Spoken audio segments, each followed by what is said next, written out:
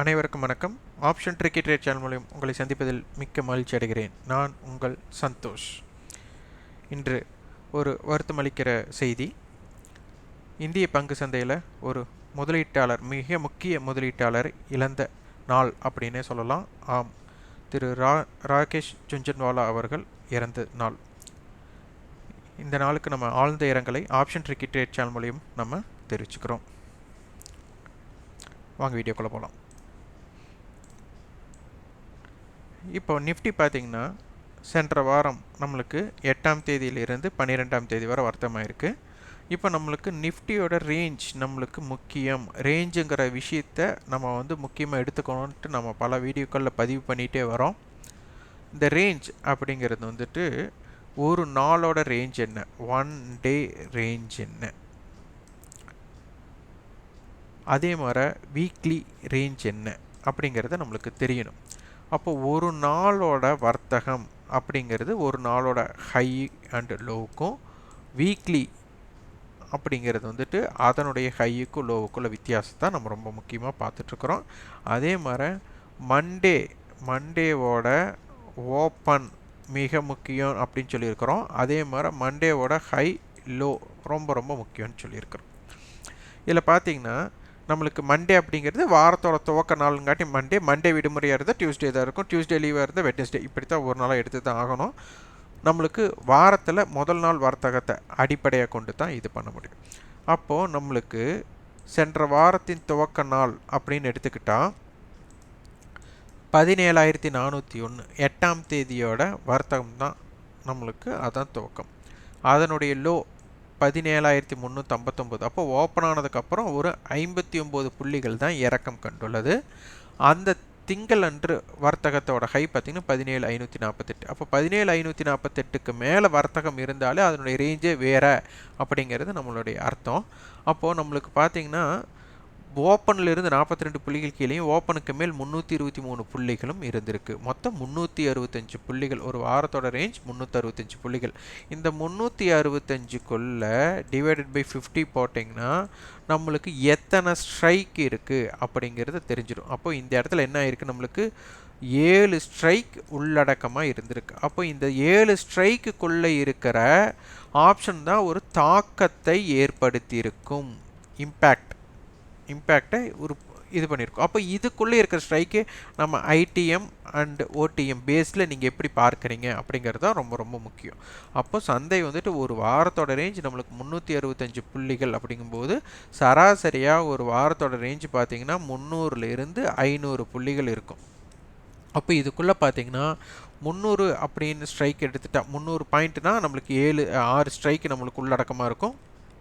500 புள்ளிகள்னால் 10 strike உள்ளடக்கமாக இருக்கும். அப்போ இந்த ஸ்ட்ரைக்குக்குள்ளே நீங்கள் வர்த்தகம் செய்யும்போது தான் நஷ்டமும் குறைவாக இருக்கும், லாபம் கண்டாலும் அதிகமாக இருக்கக்கூடிய வாய்ப்புகள் இருக்கும். இதுதான். அதே போல் நம்மளுக்கு எந்தெந்த ஆப்ஷன் ஸ்ட்ரைக்கை வர்த்தகம் செய்யணும் அப்படிங்கிறது நம்மளுக்கு தெரியணும். இப்போ பார்த்திங்கன்னா இந்த வாரத்தோட முடிவுற்ற விலை 17,698. அப்போ 17,698ங்கிறத நம்ம 17,700ஆக எடுத்துக்கொள்ளலாம். 17,700ஆக எடுத்துக்கொள்ளலாம். அப்போ 17,700 அப்படின்னா நம்மளுக்கு ஒரு வாரத்தோட ரேஞ்ச் நம்மளுக்கு 300 புள்ளிகள் அப்படின்னு மினிமம் அப்படின்னு எடுத்துக்கிட்டான். 500 புள்ளிகள்ங்கிறது இருக்கட்டும், 300 புள்ளிகள்ங்கிறது சராசரியாக இருந்தால் இது எப்படியெல்லாம் இருக்க வாய்ப்பு. இப்போ 17,700க்கு ஆரம்பமானது 17,700 லோவாக இருந்தால் நம்மளுக்கு தெரியாது சந்தை எப்படி இருக்க போகுதுன்னு. அப்போ 17,700க்கு கீழே செல்லலை அப்படின்னாலே ப்ளஸ் 300 பாயிண்ட்னா நம்மளுக்கு 18,000 இது அடையும். இல்லை 17,700க்கு மேலேயே சந்தை போகலை, கரெக்டாக 17,700 அப்படின்னா இதிலிருந்து -300 அப்படின்னா நம்மளுக்கு 17,400. அப்போ சந்தை என்னவாக இருக்க போகுது, 17,400ல் இருந்து 18,000க்குள் இருக்கக்கூடிய வாய்ப்புகள் உள்ளது. இது சரிசமமாக 300 புள்ளி ப்ளஸ் ஆர் மைனஸ் எடுத்துக்கிட்டா. அல்லது இப்போ 17,700னா இந்த 300 புள்ளியில் பகுதியாக நம்ம பிரித்தா 150 புள்ளி. அப்போ 150 பாயிண்ட் இந்த பக்கம் ப்ளஸ், 150 பாயிண்ட் இந்த பக்கம் மைனஸ் அப்படின்னா 17,550 இருந்து 17,850 இப்படி இருக்கும். இந்த ரேஞ்சுக்குள்ளே இருக்கும். அப்போது நம்மளுக்கு ஒரு வாரத்தோட ரேஞ்சை பேஸ் பண்ணி நம்ம எப்படியெல்லாம் எடுக்கலாம் அப்படிங்கிறத ரொம்ப ரொம்ப முக்கியமாக பார்க்க வேண்டும். அப்போ ஓப்பன் அடிப்படையில் திங்கக்கிழமை, அதாவது வாரத்தின் துவக்க நாள் ஓப்பன் என்ன ஆகுதோ இந்த ஓப்பனில் இருந்து ப்ளஸ் ஆர் மைனஸ் இது வந்து நம்மளுக்கு 300 புள்ளிகள் அமையும்வாறு நம்ம ஏற்படுத்திக்கணும். இப்போ நம்மளுக்கு திங்கக்கிழமை ஓப்பன் அப்படிங்கிறது வந்து ஒரு இடத்துல ஆகுது. உதாரணத்துக்கு 17,700லேயே ஆகுது அப்படின்னா ஒரு ஹை அப்படிங்கிறது வந்து 17,750 அப்படின்னா நம்மளுக்கு இதனுடைய வித்தியாசம் என்ன வரும்? 50 புள்ளிகள் வருமா? அப்போது இந்த 17,750க்கு கடக்கும் வரை, இது கடக்கலை அப்படிங்கிறது நம்மளுக்கு தெரியாது, கடக்குமாங்கிறதும் தெரியாது. ஆனால் அப்போதைக்கு அது கடக்கலை அப்படின்னா நம்மளுக்கு 300 புள்ளிகளில் 50 புள்ளிகளை கழிச்சிட்டா 250 புள்ளிகளோட ரேஞ்ச் நம்மளுக்கு வேணும். அப்போது 17,700 மைனஸ் 250, அப்போது 17,450க்கு வாய்ப்பு அப்படிங்கிறது இது மூலம் எடுத்துக்கலாம். இப்படித்தான் லாஜிக்கலாக நம்ம வந்து ரேஞ்சை செட் பண்ணி ஒரு டார்கெட்டை ஃபிக்ஸ் பண்ணணும். இது நம்மளுக்கு ஒரு முதல் கொஞ்சம் கடினமாகத்தான் இருக்கும். இதை ப்ராக்டிஸ் பண்ணிட்டிங்கன்னா உங்களுக்கு எளிதாக தெரியும். அப்போ ஒரு ஆப்ஷன் பையர் அப்படிங்கிறவங்களுக்கு கண்டிப்பாக இந்த ரேஞ்ச் 300 புள்ளியிலிருந்து கண்டிப்பாக அதற்கு மேற்பட்ட ஒரு 500 புள்ளியோ இல்லை 700 புள்ளியோ விரிவடையுது அப்படின்னா ஆப்ஷன் பையருக்கு ஜாக்பாட். அப்போ இந்த ஜாக்பாட் அமையும் போது என்ன பண்ணலான்னா, நீங்கள் ஓடிஎம் ஆப்ஷன்ஸை எடுத்து ஹோல்டு பண்ணினாலும் லாபம் வரும். எப்போ ரேஞ்ச் எக்ஸ்பேண்ட் ஆகும்போது இது நடைபெறும். ஆனால் ரேஞ்ச் சுருக்கமாக ஒரு 300 புள்ளிகளுக்குட்பட்டே இருக்குது அப்படின்னா ஐடிஎம் ஆப்ஷன்ஸே ப்ராஃபிட் கொடுக்கறது பெருசு, ரொம்ப கடினம். அப்போ ஓடிஎம் ஆப்ஷன்ஸை நீங்கள் எடுத்து வர்த்தகம் பண்ணி ஹோல்டு பண்ணிங்கன்னா அது கண்டிப்பாக ஜீரோவாக மாறும், உங்கள் முதலீட்டை இழக்கக்கூடிய வாய்ப்பாக இருக்கும். அதனால் ஆப்ஷன் பையர் ரொம்ப தெரிவிக்கும் போது ஓடிஎம் ஆப்ஷன்ஸை எப்போவோ ஒரு நாள் தான் நம்மளுக்கு இம்பேக்டட் கொடுக்கும், மற்ற நாள் எல்லாம் கிடைக்காது. அப்புறம் எல்லாரும் வந்து ஒரு கேப் அப்புக்கோசரம் எதிர்பார்க்குறீங்க. கேப் அப் எப்படி கண்டறிவது? கேப் அப்பே கண்டறிய வேண்டாம். ஏன்னா இது வந்து லாட்ரி டிக்கெட்டில் நம்ம ஒரு ப்ரைஸ் விழுகிற சந்தர்ப்பம் இதற்கு உண்டு. ஏன்னா எப்போவோ ஒரு நாள் கேப் அப் ஆகுதுன்னா நீங்கள் ஒரு பேக் டெஸ்ட் பண்ணுங்கள். ஒரு பேக் டெஸ்ட் கண்டிப்பாக நீங்கள் பண்ணணும். இது பண்ணினா தான் இதனை பற்றி புரிதல் ஏற்படும். ஒரு மாதத்தில் எத்தனை கேப் அப் நடைபெறுது அப்படின்னு பார்த்துட்டாலே டெஸ்ட் எடுத்தீங்கனாலே நீங்கள் இந்த ஹோல்டிங் கான்செப்டை மிஸ் பண்ணிடுவீங்க. இந்த ஹோல்டிங் கான்செப்ட் போகும்போது ஆப்ஷனுடைய ப்ரீமியம் உங்களுக்கு எரோஷன் கரைதல் தான் ரொம்ப முக்கியம். அப்போ எரோஷன் ஆகிறத போய் நீங்கள் ஹோல்டு பண்ணி நீங்கள் நஷ்டம் உங்கள் முதலீட்டை இழக்க நேரிடும். அதனால் ட்ரேடர் அப்படிங்கிறவங்க தின வர்த்தகத்தில் உங்களுக்கு என்னென்ன வாய்ப்பு இருக்குது, ஒரு சந்தர்ப்பம் இருக்குது, அதை எப்படி பயன்படுத்தணும் அப்படிங்கிறத தெரிஞ்சுக்கோங்க. அப்பொழுது தான் உங்களுக்கு எளிதாக சந்தையை வியாபாரம் செய்ய முடியும். ஓகே, அடுத்து நிஃப்டியில் பார்த்தீங்கன்னா நம்மளுக்கு கிட்டத்தட்ட பார்த்தீங்கன்னா ஒரு 20 புள்ளிகளுக்கு பக்கம் 18 புள்ளிகள் நம்மளுக்கு ப்ரீமியத்தில் இருக்குது.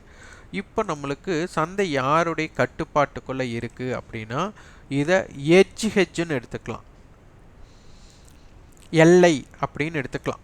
இப்போ நம்மளுக்கு வந்துட்டு ஒரு எல்லை குறிக்கிறீங்க அப்படின்னா 17,600லேருந்து 17,700க்குள்ளே சந்தை இருப்பாங்க அப்படிங்கிறது தான் இதனுடைய அர்த்தமே. அதற்கு அடுத்தது வந்து மல்டிபிள் ஹெட்ஜ் 17,700 புட், 17,600 புட், 17,700 கால், 17,800 கால் கொடுத்துருக்குறாங்க. அடுத்தது 18,000 கால், 17,500 கால். அப்போது இதில் கிட்டத்தட்ட மல்டிபிள் ஹெட்ஜ் அண்ட் எல்லா ஹெட்ஜுமே இதில் உள்ளே இருக்குது. ஏன்னா எல்லாமே போட்டியாளர்களாக இருக்காங்க. அப்போது 17,500லேருந்து 18,000க்குள்ளே சந்தை இருக்க வாய்ப்பு அப்படிங்கிறது. இப்போது 17,500 18,000 இதுதான் நம்மளுக்கு 17,500 18,000 இவங்க போட்டியாளராக இருக்காங்க. இவங்களுடைய நடுநிலை, ஏன்னா இதான் போட்டியாளர், இவங்களோட நடுநிலை அப்படின்னு எடுத்துக்கிட்டால் 17,750. அப்போ இந்த 17,750ல் புட் ஆப்ஷன் அவர்களுடைய தோல்வி அடைந்த பிறகே 18,000 கால் ஏற்றமடைய வாய்ப்பாக இருக்கும். அப்போ சந்தை 17,750க்கு மேலே இருக்கக்கூடிய வாய்ப்புகளாக அமையும் போது தான் இந்த 18,000 வர வாய்ப்பு. அப்போ 17,750க்கு மேலே நிலை பெறுகிறதா அல்லது கீழ் நிலை பெறுகிறதா, இதை பேஸ் பண்ணி தான் நம்ம வியாபார அமைப்பை பயன்படுத்தணும். இதோட பிரேக் ஈவன் பாயிண்ட் அப்போ 17,750க்கு மேலே சந்தை இருந்தால் எப்படி, 17,750க்கு கீழ் சந்தை இருந்தால் எப்படி அப்படிங்கிறத பார்க்கணும். இப்போ 17,700 கால் ஆப்ஷன் படி இவங்க 129 ரூபாய் இருக்கிறதுலே இப்போ கடந்த 4 நாட்கள் அதிகமான ஹை 167 ரூபாய். இப்போது 17,700 ப்ளஸ் 167 அப்படின்னா 17,867. அப்போ சந்தை நம்மளுக்கு 17,700 கால் 167 ரூபாய்க்கு மேலே நிலை பெறக்கூடிய வாய்ப்பு அமைந்தால் மட்டுமே சந்தை 17,867 வர வாய்ப்பாக அமையும். அப்படி அல்லாத பட்சத்தில் சந்தை 17,867க்கு மேலே செல்றக்கே வாய்ப்புகள் இல்லை. அப்போ அதனுடைய லோ 100 ரூபாய். அப்போ 17,700 ப்ளஸ் 100 அப்போ 17,800. அப்போ இவங்க 100 ரூபாய்க்கு மேலே நிலை பெற்றாலே நம்மளுக்கு 17,800 உறுதி செய்யப்பட்ட இடமாக மாறிவிடும். அதே மாதிரி 17,700 புட் ஆப்ஷன் படி அதனுடைய லோ 94 அப்படிங்கும்போது நம்மளுக்கு 17,094க்கு மேலே இருந்தாலே 17,604 அப்படிங்கிற இடம், 606 அப்படிங்கிற இடம் நம்மளுக்கு உறுதி செய்யப்பட்ட இடமாக மாறிடும்.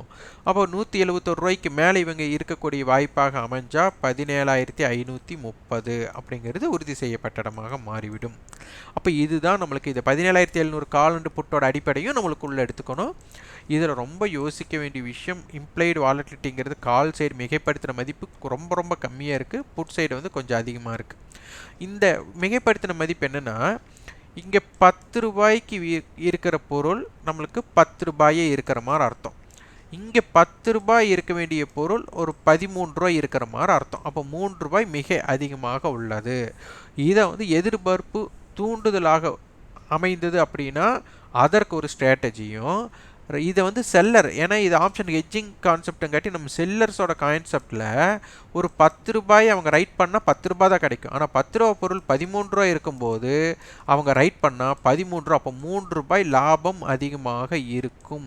அப்போது இதை எப்படி அவங்க பயன்படுத்துவாங்க அப்படின்னு நம்ம வந்து பேக் டெஸ்ட் பண்ணினா தான் இது புரியும். அப்போது ஒரு மிகைப்படுத்தின மதிப்பு அதிகமாக இருக்கும்போது பையர்ஸோட பாயிண்ட் ஆஃப் வியூவில் 10 ரூபா பொருளை கொண்டு போய் 13 ரூபாய்க்கு வாங்கினா அவங்களுக்கு பார்த்தீங்கன்னா 3 ரூபாய் மிகைப்படுத்தி வாங்குறாங்க. அப்போ அதனுடைய சூழ்நிலை எப்படி இருக்கும், செல்லர்ஸோட பாயிண்ட் ஆஃப் வியூவில் என்ன இருக்கும் அப்படிங்கிறத யோசித்து நீங்கள் பேக் டெஸ்ட் பண்ணி நீங்கள் உங்களுக்கு உண்டான என்னென்ன காரணிகளெல்லாம் இருந்தால் எப்படி இருக்குது அப்படிங்கிறத பார்த்து கொள்ளுங்கள். இப்போ இது 17,700 காலண்டு புட்டோட அடிப்படையில் குறியல்னு எடுத்துகிட்டா 17,596 டு 17,801, 17,495 டு 17,905. ரெசிஸ்டன்ஸ் பார்த்தா 17,761, 17,801, 17,858, சப்போர்ட் லெவல் 17,641, 17,596, 17,535 இருக்கும். இந்த அளவுகளில் வந்து நம்ம ஒவ்வொரு நாளும் நம்ம வந்து சொல்ல முடியாத கால விரயம் ஏற்படும். அதனால் நம்மளுக்கு ஆப்ஷன் பேசிக்ஸில் நம்மளுக்கு வந்துட்டு கொடுத்துருக்குறோம், பிளேலிஸ்ட்டில் இருக்குது, அதை பார்த்துக்கொள்ளுங்கள். இப்போ ஸ்டாக் ஆப்ஷன்ஸில் ஆப்ஷன் சீரீஸ் தொடங்கி இருக்கிறோம். அதனுடைய டிஸ்கிரிப்ஷனில் அதோட லிங்க்கு தரேன், அதற்கு உங்கள் சப்போர்ட் பண்ணுங்கள். நீங்கள் வந்துட்டு சப்ஸ்கிரைப் பண்ணி பாருங்கள். நாங்கள் அலைடாக சில சேனல்ஸ் வச்சுருக்கிறோம், அதோட லிங்க்கும் டிஸ்கிரிப்ஷனில் கொடுக்குறோம், அதுக்கும் உங்களோட சப்போர்ட்டில் தாருங்கள். இந்த வீடியோ உங்களுக்கு பயனுள்ளதாக இருந்தால் லைக் பண்ணுங்கள், ஷேர் பண்ணுங்கள், சப்ஸ்கிரைப் பண்ணுங்கள். கண்டிப்பாக உங்களோட ஃபீட்பேக்கை கமெண்ட் பாக்ஸில் பதிவு பண்ணுங்கள். நன்றி, வணக்கம்.